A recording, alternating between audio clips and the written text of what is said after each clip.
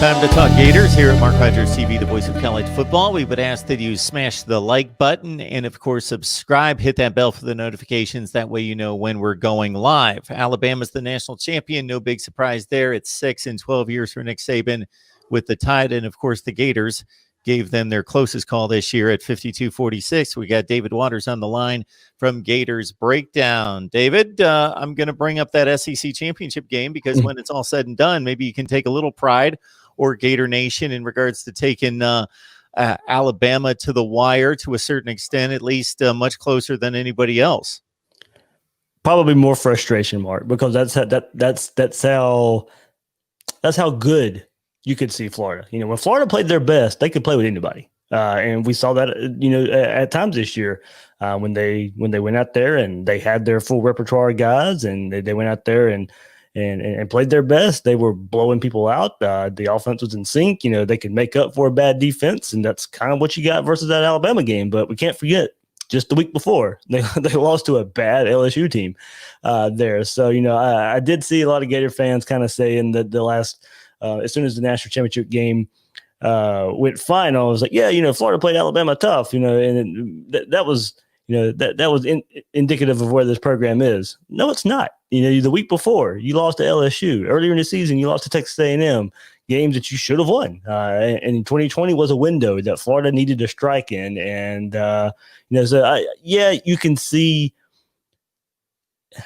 I think I labeled the episode right after the SEC championship game. I labeled the title of the Gators Breakdown episode then was, that game showed you just how close Florida is, but far away at the same time.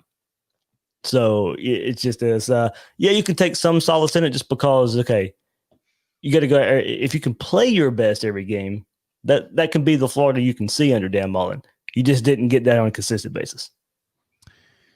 The Florida that Mark Schlabach of ESPN sees for 2021 is not quite up to the standard that Dan Mullen's approach for the last 2 years. Obviously, Dan Mullen took over a team that won 4 games and lifted it step by step by step for those 3 seasons, and winning 10, then 11, going to an Orange Bowl and winning that game, and then this past season getting to an SEC championship game with a win against Georgia. But number 16, according to Schlabach, and I know once ESPN releases its metric, and that will come out later, it's very central to quarterbacks coming back, coaches coming back, and just looking at personnel led by those 2 positions in particular. Schlabach, not necessarily know what he's going by, but your thoughts about the Gators at number 16, at least according to him. There's a lot of questions about this Gator team, Mark. So I don't really have a problem with it. There's so many questions with this Gator team, especially how they ended the season. Of course, as I said, the inexcusable loss to LSU. Yeah, you fought hard versus Alabama. You still lost that game. And take of it what you will from the Cotton Bowl. If that wasn't the same Florida team, but not discredit Oklahoma. If Florida was at full strength, that was going to be a tough game anyway. So not to take away anything from Oklahoma there. That late season fall is what a lot of people are going to remember about Florida. And then you lose Kyle Trask, and then you lose Kyle Pitts, Kadarius Toney, Trevon Grimes.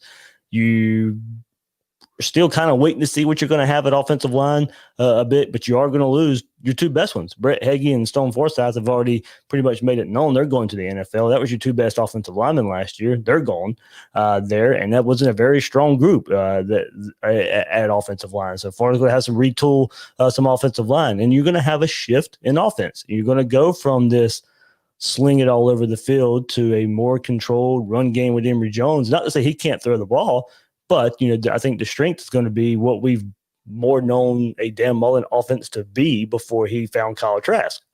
So, a shift in offense, we'll have to see how that affects Florida. And then nobody's going to forget that historic bad defense that we saw from Florida this year.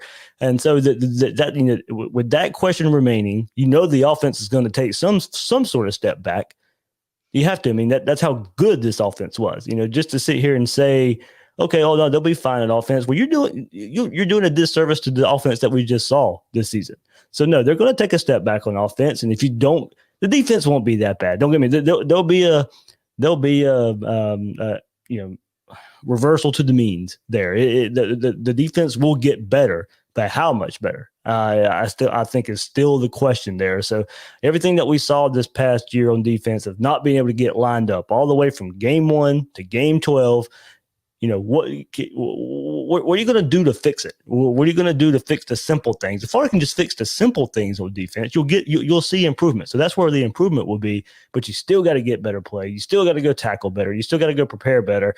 And I think that's the question there. Is there a belief that Todd Grantham can fix this defense? So look, Dan Mullen's the head coach. The floor for a Dan Mullen team at Florida, 8 wins probably, but Florida's got 3 tough games next year. They draw Alabama out of the West. They got to go to Baton Rouge. They got Georgia as well. That's 3 games right there. Picking it right now, Florida's going to be underdogs in all 3 of those games. LSU, you would be favored at home, but that game being in Baton Rouge right now, I'm sure you go to Vegas, LSU's probably favored in that game. So they're, you're looking at 9-3 just right there if you lose those games there. So that puts you probably around 12, 15, 16 range. So I think if you take schedule into account, all the questions that surround Florida, I think around top 15 is probably where you're going to find this Florida team in a lot of these way too early rankings. And I can't say I really disagree with it. Dave, you touched on the defensive side. We didn't have a chance to track you down after the decision was made to retain Todd Grantham. Your thoughts? I thought it was time to move on, Mark. I was a Grantham defender for longer than most. There were some in the fan base, and I'll give them a little bit of credit here, that saw the warts. I don't think anybody saw this historic bad defense that Florida was going to put out there. Nobody saw that coming. But Florida's been a top 10, top 15, top 20 defense under Todd Grantham the last couple of years. But in the big games, and I did point this out, this was an area of improvement that Florida needed to get better in on defense. In the big games, the defense has to show up. And then you go back to 2019, defense plays better. You beat Georgia.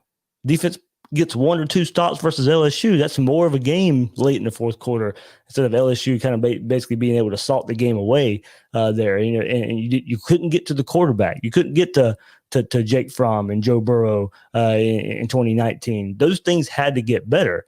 Didn't get better, and Florida got worse on defense. And I could, COVID was it some sort of excuse? It was, but it wasn't the full excuse of why you couldn't get lined up in the first game of the season versus Ole Miss with all the experience that you had on defense, all the experience that came back, and you still couldn't get lined up versus Oklahoma in the bowl game. You played 12 games. You've been playing football for 3.5 months. And then the tackling was an issue all season long. The physicality there, so mentally, physically, the defense was seemed it was hardly ever ready to go. Even in games where Florida, a lot of people faulted us for nitpicking. Oh, well, Florida's still winning games, but there was that stretch right after Georgia and Arkansas where Florida played Kentucky, they played Vanderbilt, they played Tennessee. You could see this, the defense. Okay. Yeah, they were keeping teams to only scoring 10, 13, 17 points. But you could see, okay, well, these teams, Florida was getting beat deep a whole lot. Quarterbacks couldn't connect on it. We saw it in the Georgia game a whole lot. Georgia had their opportunities, just couldn't connect on it. You could see at the time we were calling it nitpicking. But in the end, it was like, no, these are things better teams are going to go do against Florida. And you saw it versus Alabama. LSU was able to do it. And it was teams with young quarterbacks. Vanderbilt's true freshman quarterback threw for over 300 yards.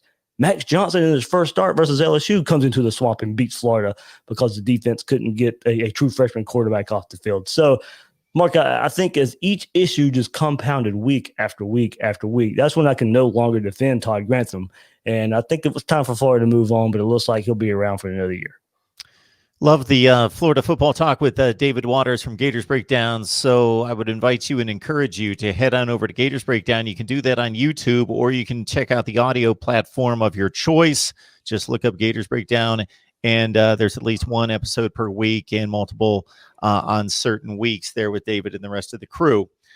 All right, early enrollees on campus. I'll lead that with Jeremiah Moon and maybe a name or two that have announced that they're coming back. Trading that back at safety as well. Yep. Okay, so we got 2 veterans coming back for another year of eligibility, taking advantage of that 2020 guideline. And then we got 12 enrollees early on campus from a class that was ranked number 5 for the SEC in 247 Sports Composite, number 12 right now as we head toward February in the nation. Some of the highlights there, some of the guys maybe that might make an impact here in 2021.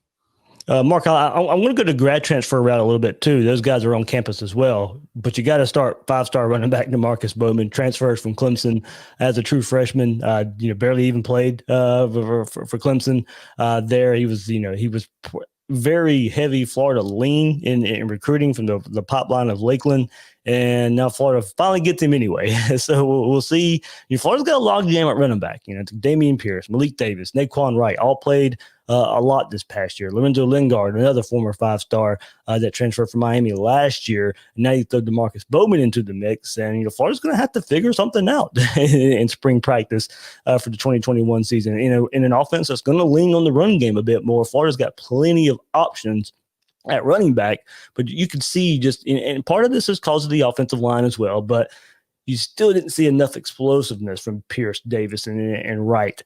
And Florida's still waiting for that big-time playmaker at running back. So Demarcus Bowman, I think, of course, is a guy I think you look for there to kind of change that tide at the running back position for Florida. So him as well. And then Antonio Shelton, I think we discussed him a little bit last week, the transfer from Penn State. He'll be on campus early as well. It'll be able to go through spring ball.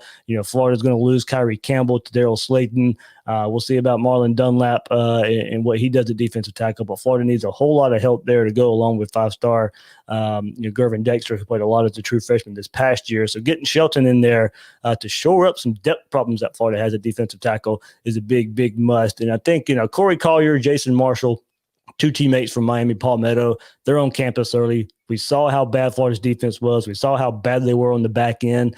I think you get Marshall back there, pair him with Kyer Elam.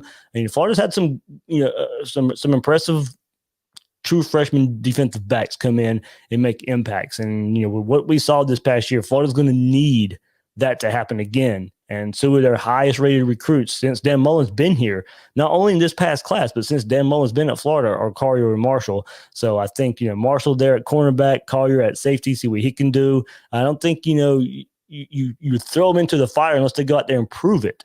But I think we see a lot of those guys. So I think, those guys coming in as early enrollees, getting on campus, getting in spring ball as true freshmen that can make an impact on the defense that struggled last year, I think is something Florida's going to be looking for from those 2 guys. 8-4 for Florida in 2020. The Gators go back to work to get bigger, stronger, and faster here with these early workouts with some enrollees on campus. David Waters again. Gators Breakdown, favorite audio platform. Just check it out there or right here on YouTube. David, we always appreciate it, man. Thanks, Mark.